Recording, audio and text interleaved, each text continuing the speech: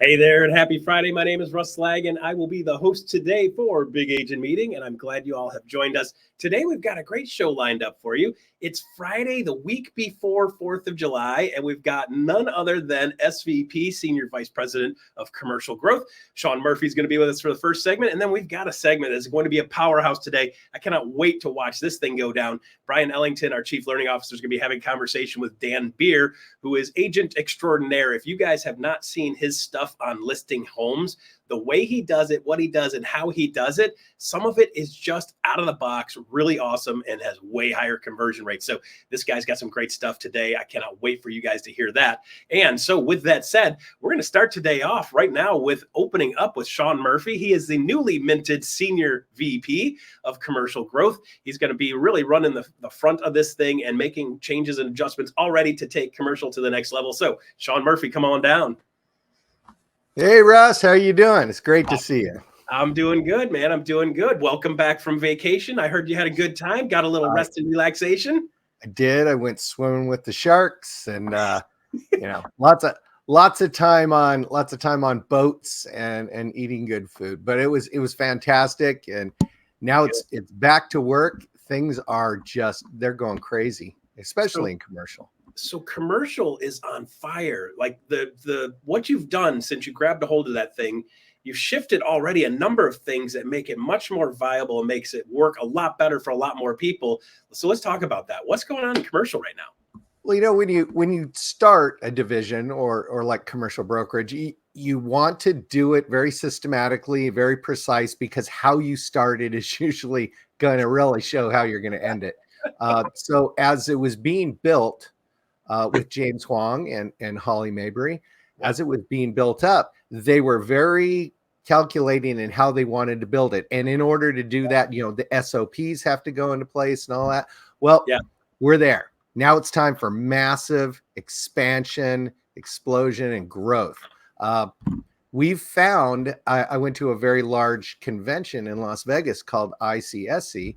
And if you want to walk down just the middle aisle of each one of the halls, it's 4.3 miles. That's how big it is. And I dare you to try to walk every aisle. You'll come back 15 miles later going, oh, that was completely exhausting. So I had two of my senior commercial advisors say, hey, can you come with me to another hall? I'm like, oh, there's another 3 miles. You need a golf cart. Get a golf cart. Yeah, definitely. And it's one day. I mean, they put this up for one day. Anyway, I went there, and the one thing that I noticed immediately is we are unique in the commercial space. Talking with some of the other brokerages, they see us coming. They know we're there. They're hoping we hold off for a little bit.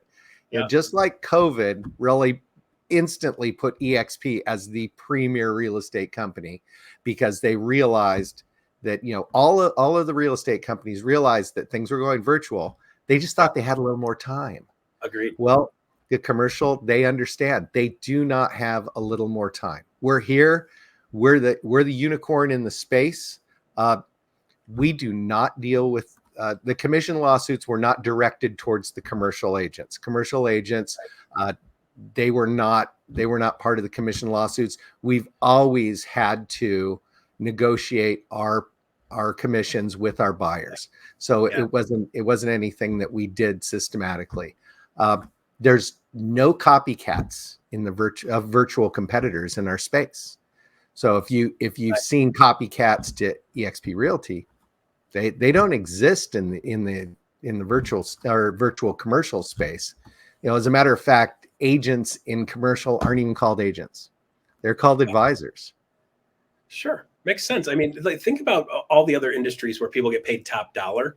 They're not thinking and acting as if they are an agent. They're acting like an expert or a counselor or a consultant, right? So I always like real estate consultant, because what we're doing is taking the information they give us, and then we're giving them advice and showing them how to use that to their best advantage to get them what they want. That's a consulting job. But yes.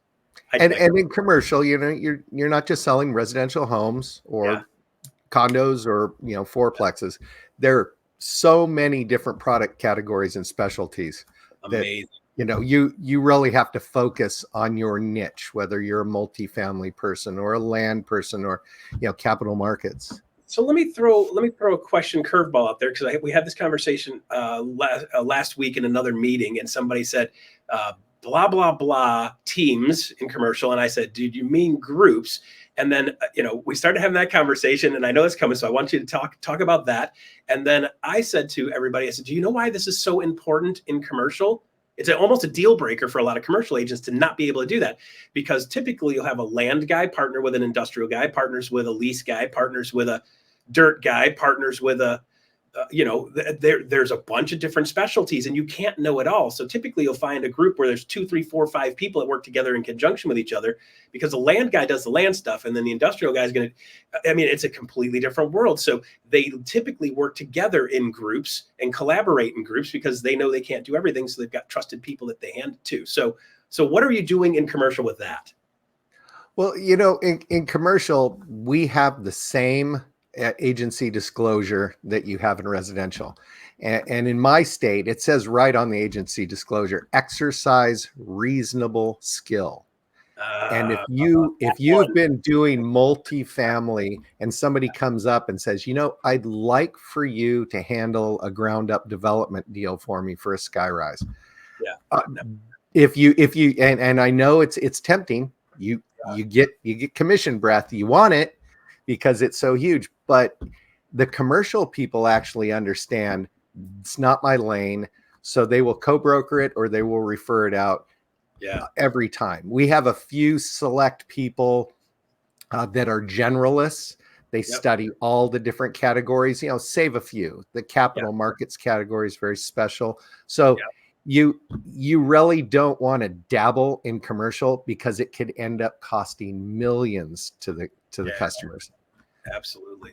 So one of the most liable parts of the commercial world is doing business brokerage. So one of the things that we got clear on earlier, and I had to repeat earlier this week also, was if you're on the commercial side, you can do business brokerage because the E&O has it and it's built in. If you're on the residential side doing commercial, you cannot do business brokerage because it's not part of the E&O. So it's just those little things and those little nuances. When in doubt, ask. That's what we have our brokers for.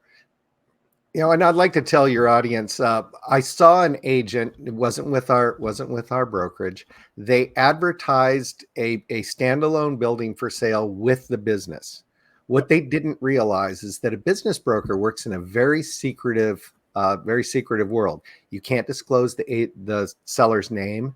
You can't disclose you can't even, if they have a unique product specialty, they can't even disclose what they do. It could potentially cost your seller tens of thousands of dollars. A lot of commercial brokers are not, or a lot of business brokers are not licensed agents. They're business brokers in certain states, and they will go direct, and they will lowball them, and they will throw offer memorandums at them. So what you've done by disclosing the name of the business, the location of the business, is cost your person tens of thousands of dollars, which falls under you failing in your fiduciary duty to your client. So people in residential don't even know that even disclosing the name of the business or the location is a huge financial faux pas. Yeah, amazing. And when you start talking about selling businesses too, you can get into patents and copyrights and trademarks and all the rest of the fun stuff that goes with it. So when in doubt, get a specialist, ask for help. So what's new in commercial? So what have you guys been doing? Well, commercials, when it was started out, and I told you they started it very specifically, they were bringing on agents pretty much one at a time.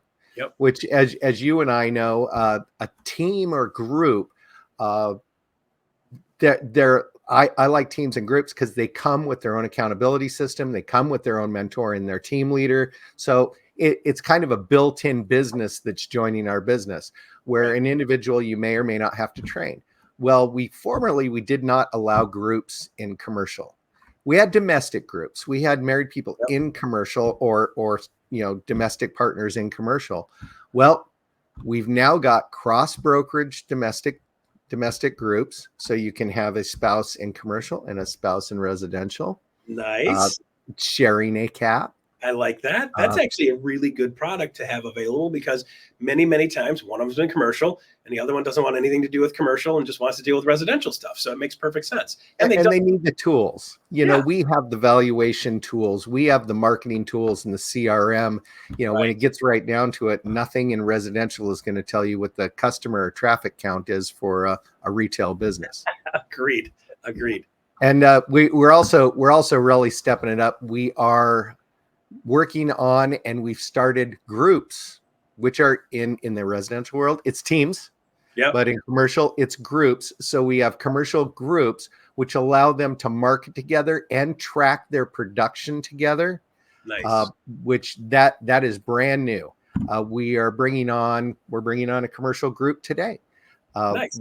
We brought on a commercial group yesterday. So the groups are a game changer. So kind of interesting back to where we were before. It's like these people work together, which is fascinating. Groups. So the groups kind of function more like a BNI, business network. It's kind of like a business network, really. So that's kind of fascinating. So what other things are coming along for commercial? Anything else new coming down the pike? Well, coming up next, you know where this is going, is cross brokerage groups. Now, and this was told to me by our vice president of brokerage operations. We are eXp Commercial, you're eXp Realty, but we are distant cousins. We're separate brokerage. So when it comes to DBA and when it comes to doing a cross brokerage group, it's not as easy as it sounds. You can only have one DBA license at one entity at one time. So we're working that out right now. Also, Canada. Michael Valdez and Leo Perea announced that we're going to open up commercial in Canada. We are waiting for one of our tech partners in the middle of the month is going to debut a technology that's going to make that a little bit more easy. So we're waiting for the middle of July. That is a tech estimation. You know how that works. Always. So the middle of July. And the biggest thing that we had happen when we came in is that we had our product specialties kind of centralize, mastermind. We have product specialty chair people now. We have mentors that train in a product specialty. It's everybody that's coming on commercial, and we're growing like crazy, is saying it's fantastic. The bugs have been worked out and it's just time, full steam ahead. Good. That's like this. You finally got to the sweet spot. It's the hardest part is getting to the point where you got enough stuff lined up where you actually feel good about it and not everything is just putting out fires. So now you can actually grow with intent. Good. So what's the end of the year goal? You guys have a goal for how many commercial agents? Because I think this is one of the best spots for us to grow now that we have the tools. So what are you thinking? Well, my goal for agent count is always through the moon, 1,000 and beyond by the end of the year. We have some unique tools that are coming out. We just negotiated some tools where eXp gets exclusive market analytic research for their advisors only from Moody's Analytics and Financials, which is one of the largest financial companies in the world. For 3,000 submarkets. So we get that exclusively. We also will have access to over 8 million commercial listings worldwide. We will be able to upload our listings for free. And I know when you look at other competitors, they charge you a lot to upload listings. And we have access to a full-time 5-day a week, 8 to 5 research staff for any of our advisors who want somebody else to do all the back end research so that their offer memorandum looks a lot better than everybody else's offer memorandum. Nice. And we do focus on product specialty. So if you haven't explored eXp's commercial world, we have one of the best business brokers in the business. He wrote the book on business brokering, Sharkapreneur. Nice. We have some of the top people in every product specialty, whether it's retail, whether it's leasing. I mean, it's incredible. We're going to have an eXp commercial, not explained, but an intro to commercial. So you can just stop in and see what it's all about and see if it's anything you want to deal with. Awesome. And when will that be?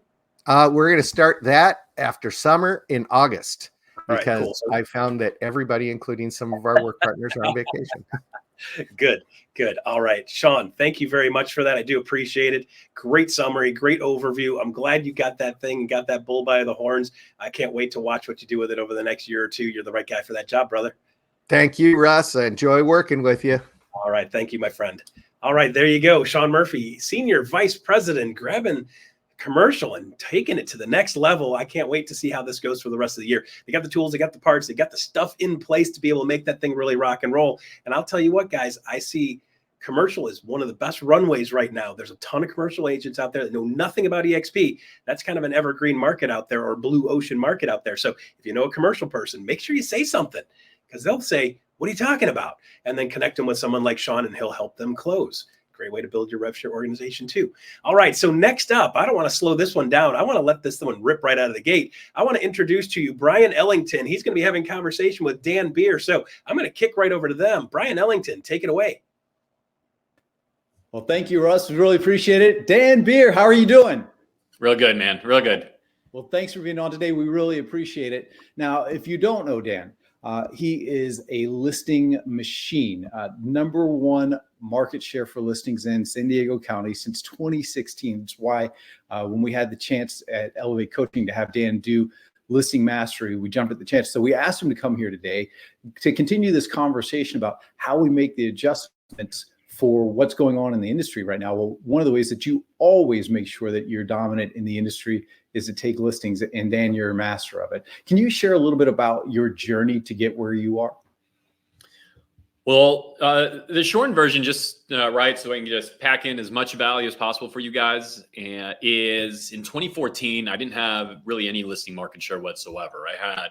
I was all internet leads, buyers, and from time to time, I'd be lucky enough to bump into one of them that might, turn around and say, hey, will you sell that home for me that you sold me? So I'd basically bump into an accidental listing from time to time. Aside from that, there weren't any. But I did end up with such an abundance of that side of the business that I eventually came to the day where you go to 2014, where I said, okay, that's it. I brought on someone that came into the business. He's become one of the most successful real estate agents in the country. He took over the buyer side of the business, and I was left with focusing on listings. The only problem is I didn't have any. So I was forced to apply all of my effort and energy into the listing side. And by 2016, I was listing more property than anyone in the county. And so I found that there's just so many, I learned so much through the process. I keep learning so much through the process now. I mean, it's always evolving.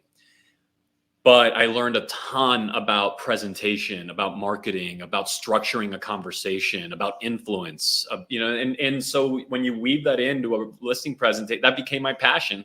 And so we got the result that you just mentioned earlier. I bet you were learning a lot in 2 short years. That's a pretty big jump.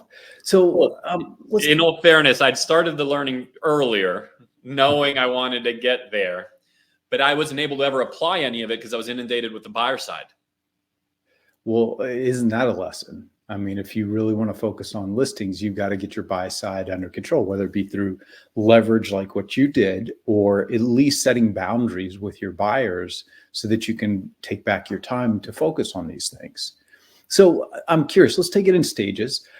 Let's talk first about setting the listing appointment, and how can I make sure that when I'm talking to a seller, that I'm going to get that listing appointment? So if you're talking to a seller, you're looking to get a listing appointment. I mean, from my point of view, right, like my experience is, the problem with all lead generation is, to me, it's never really about what's going on there, but rather the way you enhance your probability of being successful in the appointment itself, or in the appointment setting process itself, is really what have you been doing previously? I mean, there's a reason why, some people think this type of lead is great and other people think that lead stinks, right? Whether it be a portal lead, an internet lead, an open house lead, working with past clients. Some people love it, some people don't, but why? Why does everything tend to convert at a different rate for different people? Sure, it's the skill set in the conversation itself, and we can dive in there a little bit more, Bryon, but have you been communicating with your database, educating and informing them on a regular basis? I mean, I think that a real estate agent that does not see themselves as a marketer and as an right, and because that person's just at a disadvantage. A marketer is somebody that's naturally going to study influence, that's going to study how to even structure. Like when you get obsessed with marketing, you start learning how to structure, even say the subject line to an email, let's just say. Well, doesn't every conversation with a seller also have a subject line, meaning what's coming out of your mouth? How are you presenting yourself? How are you differentiating yourself? Which really becomes the entire game. Because are they talking to you and you're just one of many other agents and they could pick you, pick the other, and it's almost the same? Or have you done a purposeful job of differentiating yourself so that there's the pack and then there's you with very clearly differentiated value? And so Great point. I don't know if I answered your question at all. So I'll let you restate it, or if that, or if what I just said takes you in a different direction. But that I think, here's the problem with everything I just said. If I'm thinking about myself in your shoes, guys, listening to me speak, is that's easy to listen to and be like, oh, that makes sense. But there's a lot there. Like, go unpack that. And that's, when we talk about, I set off on a journey to learn a lot and absorb all of the, whether it be the proximity to people that had gotten the result that I wanted to get in the real estate space, and just learning and communities and master. Like, I got obsessed with that because I understood how important it was, what I just mentioned. And I'm curious. So, I mean, again, number one listing market share in your county, San Diego, which is not an easy county to be number one in. So what does it take in terms of lead generation? How are you generating those listing leads? So what I'm fully focused on right now is, you look at the very bottom of the funnel. And at the very bottom of the funnel, people are just like, all right, like, list my house. Well, how do you get there? And especially on the listing side. So to get there on the listing side, there's not a terribly huge amount of ways to meet a person at that moment. Now, it might look like there's agents that, well, you've always got listings dropping. Yes, but what you're not seeing, right? Like, it's like the 10,000 foul shots Michael Jordan took that you never saw, or whatever, right? Like, what you're not seeing is I've been actually nurturing, adding value to, and communicating with this person for a long time. And it always looks like something's dropping. Because if we go to the bottom of the funnel, buyer or seller side, I mean, those leads are unbelievably expensive. You talk radio, billboard, TV, that'll drop a right now seller for you. You're probably paying $2,000 to $3,000 a lead. You look at the bottom of the funnel on the buyer side, say a portal lead that might have been $100 a lead just a few short years ago. So many people ravenously fighting for those few leads, that the value of that same lead now will sell for about $1,000. Some markets $700, some markets $1,500. In any case, it's certainly not the $50 to $70, the $75 to $100 that it used to be. So my focus, Bryon, is how do we move up funnel? How do we get up funnel just a little bit to where we're meeting people in the consideration and research stage, where what they're literally looking for is a thought leader, where they're looking to be informed. You go up there, you can acquire, those leads are much less expensive. So you're going maybe now from a couple $1,000 a lead to $15, or so there's just dramatically less expensive. And if we can generate more of those leads in an abundance, bring them into the database, now we can basically brand build for virtually free, because now we can call, now we can text, now we can email. We could also pull them into a social audience, serve ads. So some of those things have costs, but they're like pennies type of costs. Comparatively speaking. Yeah. Yeah. And so that's kind of that's what my lead generation strategy is. And, the oldest form of that I've been known for was my home selling workshops. And I remember the first time I did a home selling workshop where, gosh, man, I mean, my first thought was, hey, well, I'm at listing appointments all the time. This is, what if I did a listing appointment to 20 people at once? Now get 20 listings. So I do my first presentation, my first home selling workshop. This was just fun because it was a little bit of a wake-up call.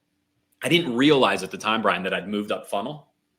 I thought I was at a listing presentation with 20 people. So what happened was I had done presenting. I felt I did really well. And I'm like, all right, bring on the listings, right? I don't remember. Here's 20 listing agreements. Everybody sign all at once. I got one or two. Okay. I Well, converted like maybe one more than in a normal listing appointment. What just happened here? What I didn't understand is that most of those people, see, if they were ready to go, they would have actually been at a listing at their kitchen table with an agent. All right. But what happened was I found them at the consideration research stage, but I became their thought leader. They invested their time. Think about leads investing themselves in you. They invested their time, about an hour and a half, maybe 2 hours with the drives, to come and sit with me, to hear me, to get into my world, to have me market to them now. Some of them for a year, for 2 years, 3 years, 4 years, and they all drop at different times. Not that all 20 convert, but they drop at different times along the way. So that was the earliest form of that. I think earlier you did ask me, like, in a conversation where, okay, you're engaged and now it's set the appointment. How do you get the appointment? Right. And what you have to do is you be conscious of something, guys. All right. If I could like share, like if this was the last interaction that we had around sales, I'd want you to remember this, that every effective presentation, and yes, your call to set the appointment, even though it might be a 2, 3, 4, 6 minute call, whatever it might, that's a presentation. The listing appointment might be an hour long. That's a presentation, but even that call is a presentation. And the way you structure presentation is to open a loop in their mind, expose a gap that they recognize as true, that they can, and I'll elaborate. I'll give you a methodology for it, that they recognize as, okay, I see that gap. I recognize that's true. In fact, if I didn't experience it, I know someone that did, or multiple people who have. So there's an inherent truth to what Dan is saying, exposing, and well, I might need him to guide me through this now because I need him to solve it, or at least I need to have more of a conversation about this, right? And we get to we get to where they need to meet with you. There's other things to talk about. Of course, you can close out the conversation with a trial close and all those sorts of things, but a lot of people teach those things. I love this psychological buildup of why they must meet with you. And the framework, it's a very simple framework. It's actually the furthest thing from being complicated, or even like, I'm going second grade level here. But I've found that in conversations around sales, marketing, second grade is really effective. Yeah. In fact, because I'll stay here, otherwise I'm going to go off into space here in a moment. But if you bring me back to that concept, I'll tell you a quick story around that. But you cannot, the more complicated something is, the less, it just becomes harder to sell it, even if it's better. But anyway. Yeah. I used to have a mentor who would say, put that on a bumper sticker, because most people, or explain it to a 6-year-old is another thing he would always say. And that's because if you can't say it to that level, then you don't know it that well. That's right. That's right. And there's a challenge as your process and the way you list homes, the way you serve customers gets better and better, and you're adding. The biggest challenge is how do you keep a third or second grade explanation to it? And so you actually becomes harder to sell the better thing. Coming back here then, this very simple framework on how do you build that curiosity loop that they must satisfy with a meeting with you. Yeah. Is that just think about our industry. I mean, it's not terribly complicated to get a license. No. So what happens is everyone gets their license after relatively little effort, especially, let's not sugarcoat this thing. Very little effort relative to the potential rewards that are here. And you show up on day one, and it turns out that the licensing process had nothing to do with the business. And so you start looking around. And a lot of people started off in traditional environments, not in an environment like this. So you look around, and, at the 10, 15, 20 people that show up to your branch or whatever it might be. And you start copying what the top producer there did, who might not really be a top producer, but he's the top producer. She's the top producer there. Anyway, you start copying what they're doing, but how did they get to do what they're doing? Well, they went through as little effort as you did to get your license. They went through the same, and they're copying the people before them. And so what happens is you have this industry that's so largely commoditized and everyone doing the same things, saying the same things, recommending the same, that like those very, they can't help but have a very simple, like, you know, I take photos, I put them on the market, I wait for an offer, I sell the house. So if you can brainstorm in anything, though, we're talking sellers right now, think buyers, like all agents basically put buyers through the same thing. So brainstorm, what do they all go through? What do buyers go through? What does a typical agent do? And what is the experience that a typical home seller will have? And if you notice, you'll start to see that all of that typical traditional process, there's shortcomings. There's, oh, well, they're doing that, but where are the gaps? Like, right? If they're taking the photos, putting them online, well, what do those photos normally look? Where are the gaps? What are the problems? What are the things that the consumer could be potentially left short with? And these are the things that you expose. So what do they all typically do? What are the pain points associated with what's normally done? And then your job is to have the solution, a process that solves for that pain. On the appointment setting call, of course, you're going to open that. You're going to give them just enough to see that you really do have a system, a process to solve for it. And then the magic in where, you know, marketing meets being a great listing agent, because being a great marketer makes the appointment better and easier, is you might in that process find that you actually might be doing some of the steps. Maybe you have enhancements, but you actually might do some things that some other agents do as well.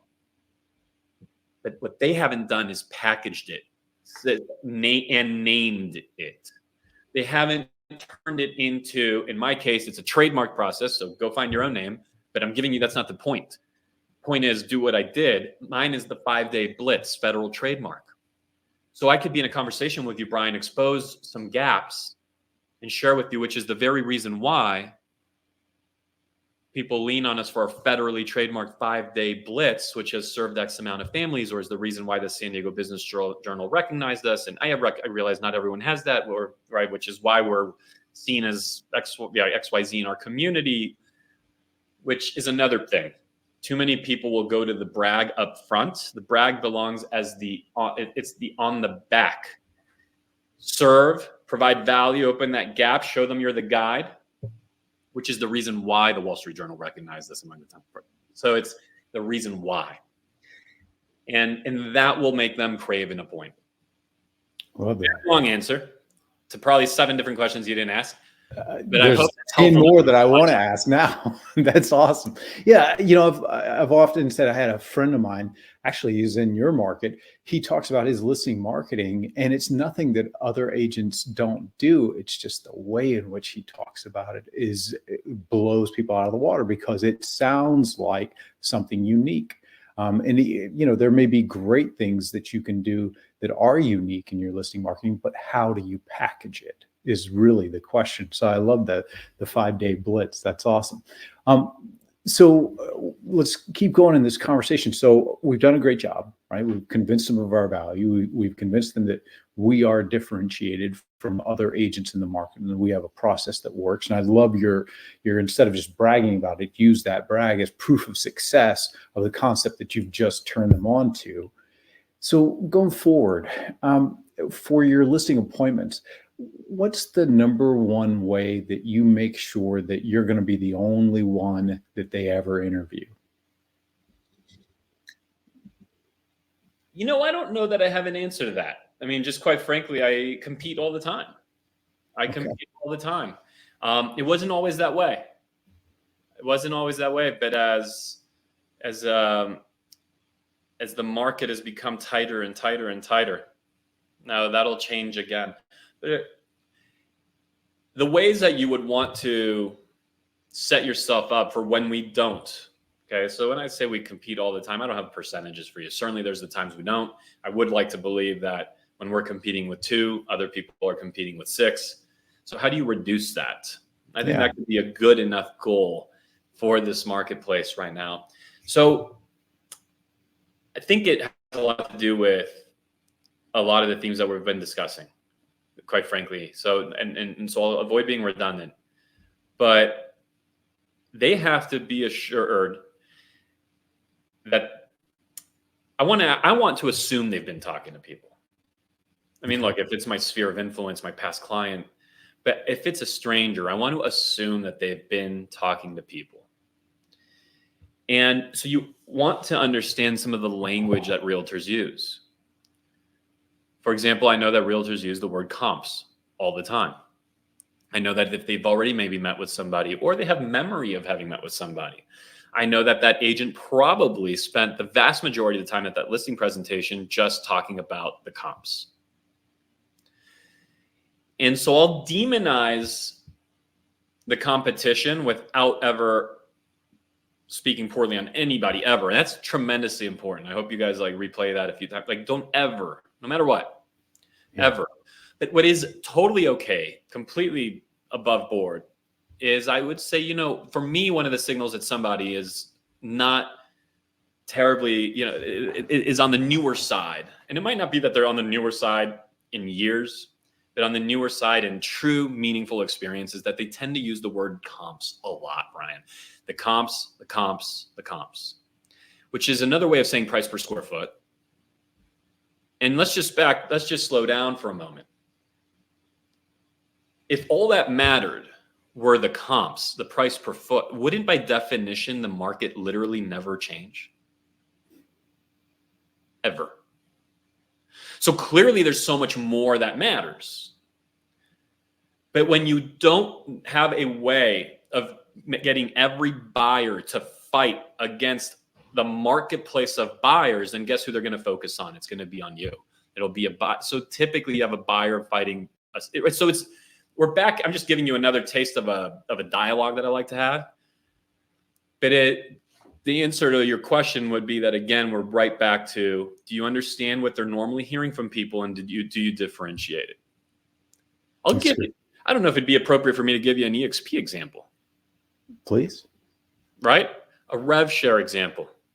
I might talk to somebody and I say, look, well, what do I know? I know they've probably been promised riches and to like retire by next weekend and never work again by somebody. Yeah, that sounds right. Well, so I'm going to have the opposite conversation. You know, I'd love for you to join us if you never saw a penny of revenue share ever. Well, what do you mean? So I'm just going to speak truth to them. And we'll get into a dialogue about how that revenue share, all it is it's just simply the incentive of why we should help each other at the deepest level. But in the only thing that matters, Bryon, in our core business, in our just being better realtors, selling more homes.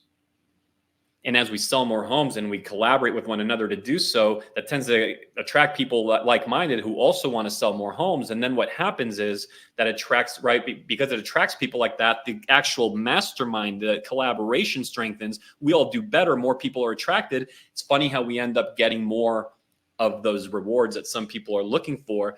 But I'm not going to be the guy that sits here and tells you you're not going to, you know, you're going to retire by next week, never work again, sail off into the sunset. That's nonsense. I don't know what you're going to do in that. But I do know we're going to help you sell houses because we're going to show up for it. So what is the conversation they're all having? And I'm going to demonize it in a very elegant, polite, okay, above board, ethical, moral way. And that in the amount of times, Dan, thank God.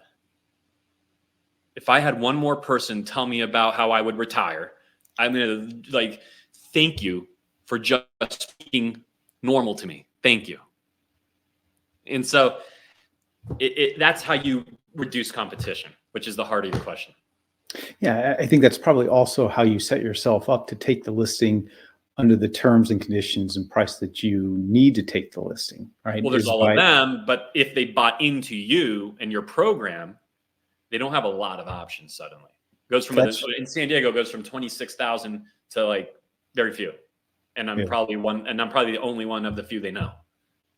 And that's a very important thing and by the way, I've been through the conversation with Dan about his program and the various aspects that he's going to be sharing through it. It's interesting. You and Kyle have attracted, I don't know, thousands of agents to eXp, and the mastery level dialogue that you're just having comes from that kind of experience. The number of listings you've taken through your career the mastery level dialogues that you're able to have about the nuances is just incredible. And I've been in this business 20 years, and in our conversations, my eyes have been open to a few things that I've never even heard before. The program is called Listing Mastery. It's going to be 8 weeks. It's actually a 7-week program, but you're doing a bonus week at the end, which is cool. Starts July 11th. So a couple of weeks still to register. Go to eXpElevateCoaching.com to register for the program. And Dan, as always, man, just a master of it. Thank you so much for coming on. And give us that website one more time, Bryon. eXpElevateCoaching.com. And the program is called Listing Mastery. I'm pouring into this thing like we are going to go stupid deep. It's going to be a lot of fun. I'm going to put all of it out there. So appreciate just this community, man. If I can give back to eXp and just help you guys get better, awesome. So thank you. Well, we really appreciate you for doing it. Thank you so much. All right, Russ, back to you. All right, man, did I call that one? That was going to be a great conversation. It was a great conversation, Bryon. You and Dan just talking through this conversation about listings and the way he positions himself is just really unique. I watched him on stage at one of the Build conferences, I believe it was in San Antonio. I stood in the back of the room as an accomplished agent, and I thought, holy smokes, I've never thought of it like that. It's not very often that I get somebody that just completely throws me upside down, like just completely different way of looking at certain things. I guarantee you in his program, there is something in there that you can put into your business right now that'll get you another listing. I was just thinking right now, I got to call my buddy Sean and say, hey, dude, you got to put this in your listing presentation because I know he doesn't have it in there. So if you want to jump on Listing Mastery with Dan Beer starting July 11th, there's a QR code right there. You get a 15% discount for that. I wasn't even going to promo that because we got to finish the show off. But man, it's so good. You got to show up for that. Okay. So with that said, we got a couple of things left here to touch base on. We've got Bundle Select. Join us on July 10th for the Bundle Select Advisory Panel. Everything you wanted to know about Bundle Select webinar, discover a unique referral generation program and tools designed to help you as an eXp agent secure corporate relationships and generate referrals. You're going to have corporations and organizations promote you to their employees and members. Learn how Bundle Select can save employees money on home ownership. Don't miss out on this and attend the live webinar. Make sure you jump in there and get another referral source for yourself. All right, next up, eXp Miami. I don't know how many of you guys are going, but I'm going to be there with bells on. I'm actually breaking in a pair of shoes right now on my feet that I just got that I'm taking to Miami with me. So at eXp, we believe in the power of our community, and we want to know from you, who do you want to see on stage? Is it you? How many of you want to put your hands up for that? Or is it another rock star agent you know that is too shy or just wouldn't put their hand up for this? If you've got somebody you want to see, we're excited to ensure that our stage is buzzing with diverse and powerful insights covering topics like AI, business planning, lead generation, and a bunch of other topics. And we want to hear from you. Are you ready for the spotlight? We know our agents are the best in the business, and this is your opportunity to showcase your expertise on the big stage. Share your knowledge with the entire eXp family and let your talent shine. If you are an eXp agent you know would be perfect for stage at eXpCON Miami, nominate them using the link below, and let's make eXpCON Miami the best eXpCON ever, filled with knowledge, inspiration, and motivation. All right, last up but not least, KGCI Radio is on air today. Today's Friday focus is going to be real estate investing. This is a great sessions today for agents looking to invest in properties themselves or better serve their investor clients. Next week's Friday focus dives deep into your mid-year evaluations. If it's something you're not doing, you should show up on Friday and learn about that. Don't forget to start your week with KGCI Real Estate on Air for the Mindset and Motivation Monday to get your head on straight for the week. All right, there you go. NPS survey. I know you guys love doing this, and I appreciate the feedback that you guys have been giving us. Our NPS ratings have been in the mid-90s for the last 4 or 5 months, and that's because you guys keep giving us great scores on our NPS score. So give us a rating on a scale of 1 to 10. Let us know how we did. If we did a great job for you today, you grabbed something, took it out of it, give us a good score, and give us a note that says something you liked or something you didn't like. Those are always entertaining to read on Monday also. So I want to say thank you for those of you that do that QR code. And last but not least, if you guys have a little bit more time, stay tuned for iConversations coming up next. We'll see you guys soon.